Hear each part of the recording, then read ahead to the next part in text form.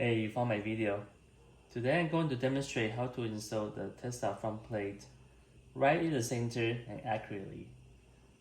So first of all, common sense, right? You make sure you wipe the front bumper, some kind of wipe, microfiber, to clean it.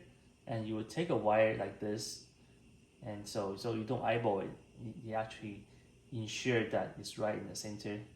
And I have a second person standing behind me just to make sure that indeed it looks right in the middle.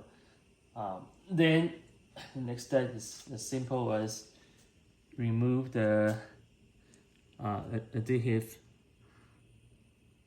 Okay, so we're going to do it now.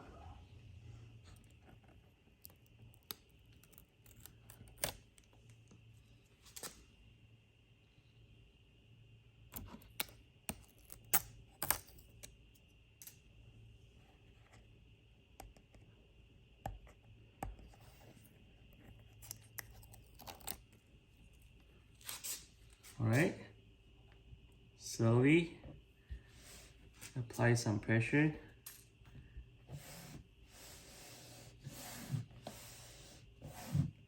Yeah, there you have it, right in the center.